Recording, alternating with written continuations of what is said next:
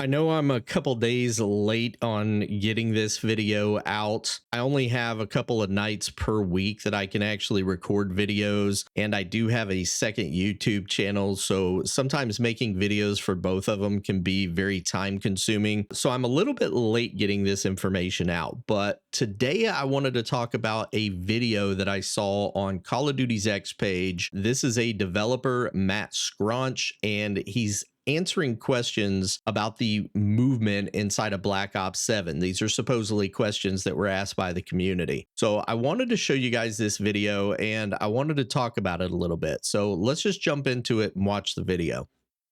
Hey everyone, Matt Scronce here, Design Director at Treyarch, and today I'm going to answer some of your questions about movement in Black Ops 7 multiplayer. Okay, what was the overall philosophy for movement in Black Ops 7? So I'd say the overall design philosophy for our core movement in Black Ops 7 was to pull back a little bit based off of where we introduced Omni movement last year. Okay, so basically what he's saying is that they want to pull back the Omni movement a little bit, which I'm perfectly fine with. I don't really like Omni movement. I understand that they were just trying to put something new in the game, something they thought players might like, but one of the big problems with Call of Duty has always been movement. Anytime they have introduced these crazy new movements to the game, a lot of people have not liked it. We saw this with Warzone when they added things like the redeploy balloons. You know, that mixed with the Omni movement and the tac sprint and all of those things together combined turned a lot of casual players away from it. So it does seem like they might be trying to dial that back a little bit. So I do think that's a good thing. However, we'll just kind of have to see what those changes actually are when the game comes out. Also, we've removed tac sprint by default. With that, we've increased our base movement speed, but you can take a perk if you still want to tac sprint. Wait, so you remove tac sprint from the game, but then you add it back as a perk?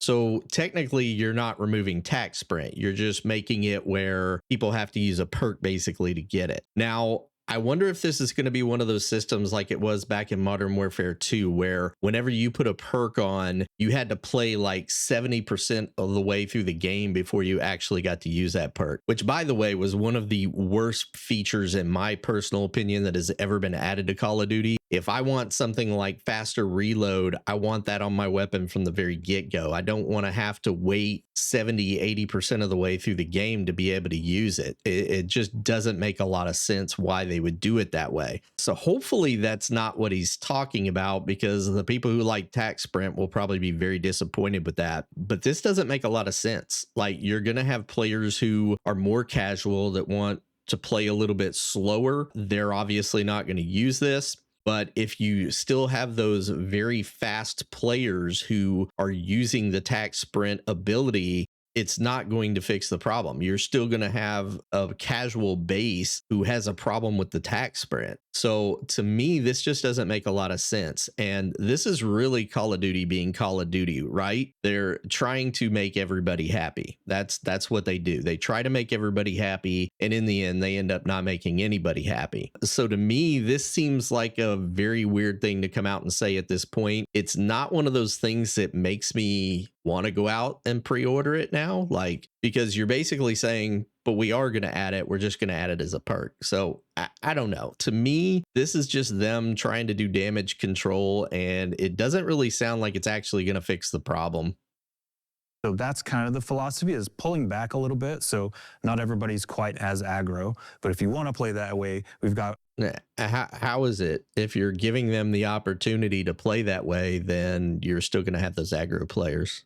That doesn't make any sense. Opportunities through our perk system. We saw some big movement and jumps in the trailer. What does that mean for gameplay in Black Ops 7? So what you saw there specifically was our kinetic jump. That's specific to our co-op campaign. Those are not in Black Ops 7 multiplayer. What we do have in Black Ops 7 multiplayer is a refined Omni movement with the addition of wall jump.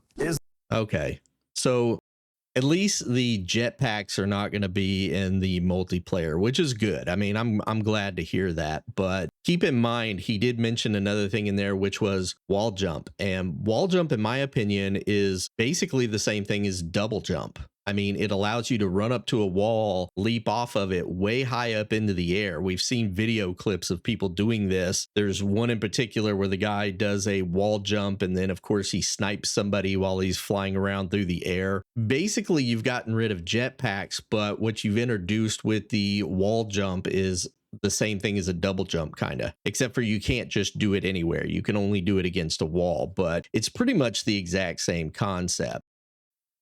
Is there wall running in Black Ops 7? What about jetpacks? No wall running. We do have wall jump. I can run up to a wall and I can jump off of it. And there's no jetpacks. The technology isn't quite there yet in 2035, and that's where you are in Black Ops 7 multiplayer. Okay, so again, he's saying that there's not going to be any jetpacks, but there is going to be wall jump. And I don't think the wall jumping is necessarily going to be super terrible for those people that don't like things like double jump and the jetpacks, though. I do think it's still going to feel very similar to being the same thing. And these are the type of movement things that have really cost Call of Duty in the past. We saw it with Advanced Warfare. We saw it with Infinite Warfare, even Black Ops 3. Black Ops 3 was not as big of a selling game as Modern Warfare 2019. He also mentioned, though, that they have a redefined Omni movement. I don't necessarily understand what redefined means. I mean, Omni movement is Omni movement. If you can still slide left and right, what's the difference? Again, we're just going to have to kind of wait until the game comes out, see some gameplay, see what people think about it. Can I chain wall jumps? Yes, you can. Right now, we have it capped at 3 wall jumps. But to be a little more specific, on that second and third jump, you're going to lose a little bit of momentum. So that first one's going to be powerful, and then you'll lose a little bit of momentum on that second. Okay, so that's good. At least you can't just chain these things together and just be jumping all over the place. So I think it's a positive, but again, we're just going to have to wait and see. I'm not real thrilled with having wall jumping in the game, to be honest. Second and third one. We want to make sure that people honestly aren't ping-ponging around the maps. We do have some really cool opportunities built into our maps, some of which you'll play in the beta. All that said, we're looking forward to getting this out into beta, into your hands, and then hearing your feedback, and then we'll go from there. Our grappling hooks in multiplayer. Okay. So he's saying that they're going to release it on beta, and then they're going to kind of see what people have to say about it, which is good. I mean, that's a positive thing, because it shows that maybe they're actually willing to listen to the community on these types of things. If the community comes out and it's just overwhelmingly negative, maybe they'll make some changes. We'll just have to wait and see. Grappling hooks are not in Core 66 multiplayer. The team has been having a ton of fun with them in our co-op campaign, and we are exploring ways where they may show up in our 20v20 mode skirmish. All right. Okay, so grappling hooks not being in multiplayer, that's definitely a good thing. Inside of the larger maps, inside of those game modes where you have the very big maps, I kind of see grappling hooks as being kind of like the zip lines that you see in Warzone. You know, if you have a lot of verticality and you have a lot of buildings that you have to traverse and stuff like that, a grappling hook might not be too terrible. Again, it'll just depend on how it's implemented, you know, how fast it is. Do people have time to react to it? Is there a noise that they can sort of react to, or can people just sneak up behind them? You know, these are going to be things that they'll probably have to adjust, but, you know, having grappling hooks isn't the end of the world. Again, we do have the zip lines inside of Warzone. They're not a bad thing, and especially on bigger maps where you have a lot of verticality and stuff like that. So no double jump in midair. No double jump. That's basically what wall jump is, though. I mean, you jump once up onto the wall and then you jump a second time off the wall. So it kind of is double jump, but. Shipment question mark? Wrong studio. Oh my gosh. People, please quit asking for shipment. Oh my gosh. I'm so sick and tired of seeing that map. I mean, it's a good map. I like those fast-paced maps like that, but I am so sick and tired of seeing it. Get some Black Ops 2 remasters that we've never had before. Yeah, you can. Okay, and that was it for me today, answering.